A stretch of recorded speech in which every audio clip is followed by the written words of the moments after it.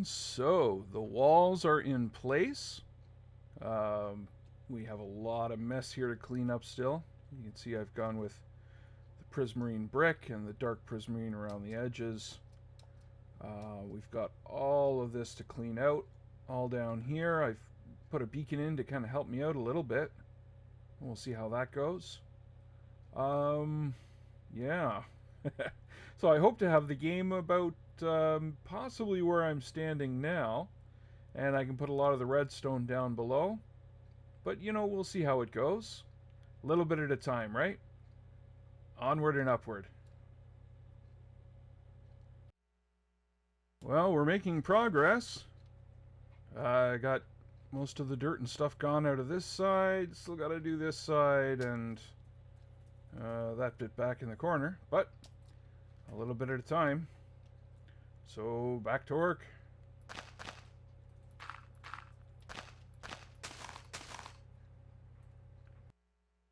Okay, so I've kind of marked out the height here. I think I'm going to have the fish sticking out the top just a little bit so you can see them from outside. And that'll put the floor right about here where I've got this line. So now the next step is to get this floor in, and I can build the fish and head down there and start putting in the redstone, and well, I'll keep doing updates as we go. So I'll see you again soon.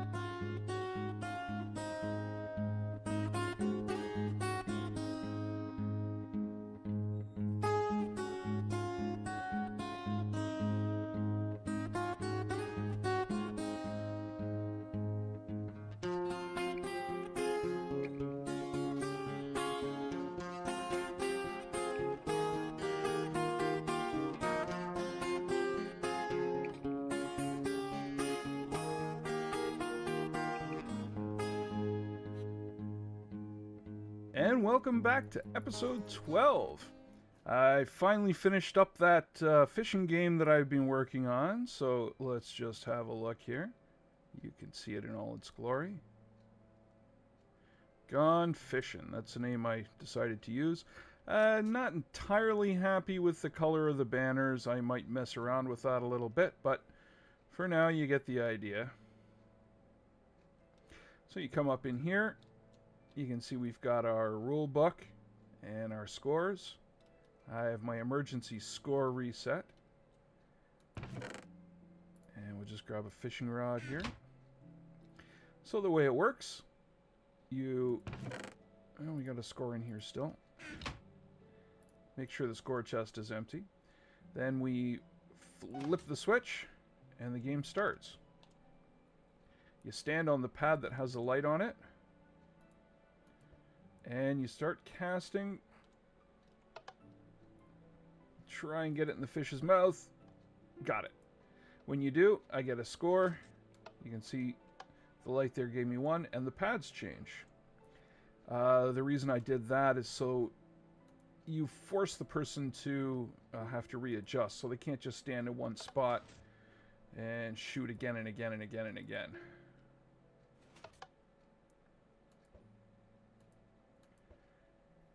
And I think currently Degda is the record holder here.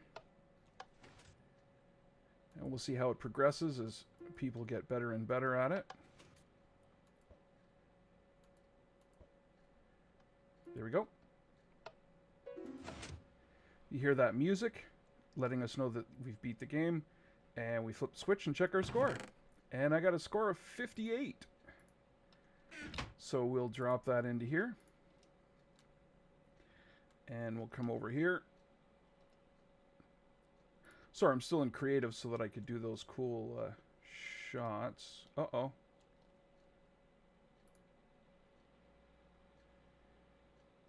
I've lost the book. Well, you saw me get 58, and we'll have to rewrite Dagda's score in there. I'll have to check with him and see what it was. But we'll put this back, and we'll go downstairs and have a look at the circuitry. Oh, I'll show you the circuitry here first. This is just a really simple timer. You can see there's a dispenser here. Shoots up items one at a time into the chest based on the timing of this clock. And then the lever to start it, you can see it pushes this piston block out to connect the circuit and make it run. And then when you flip the switch, it pulls the piston back and shuts the timer off. And plays a tone. So we'll have a look at the circuitry for our fish here. Inside his mouth, you can see there's a pressure plate and a comparator.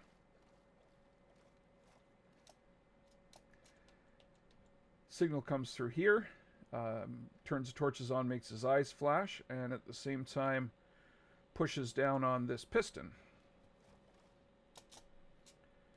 And we'll just go down very quickly here.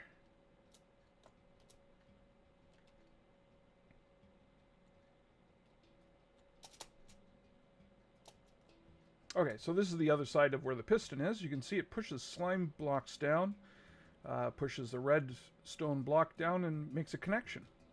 Now, I've shown this before in the prototype. Basically, when you stand on the pad, the signal comes here and unlocks this so that it can score a point. That's a timer that lets the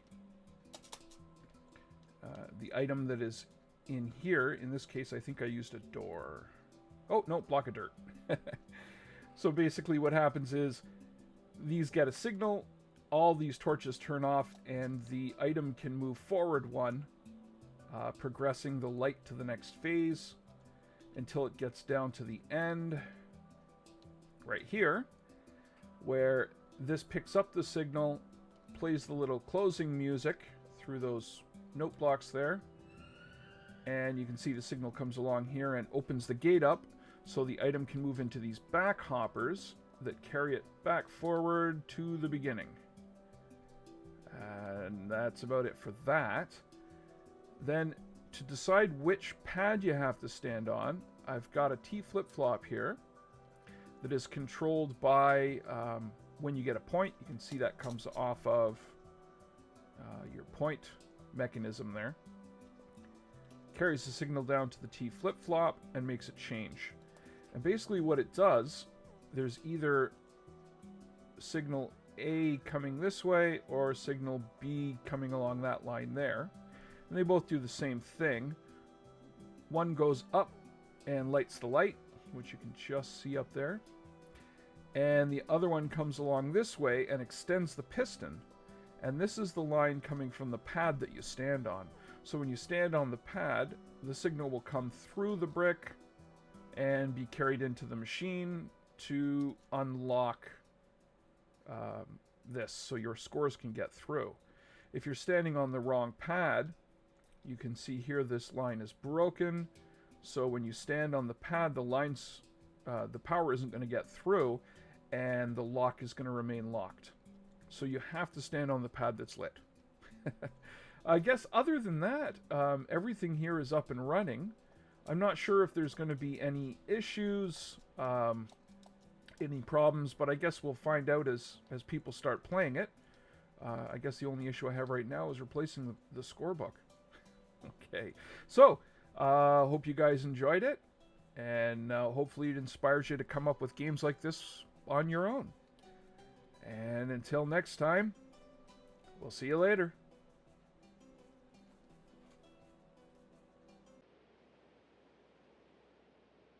Did it record? Mine did. I have faith. I don't.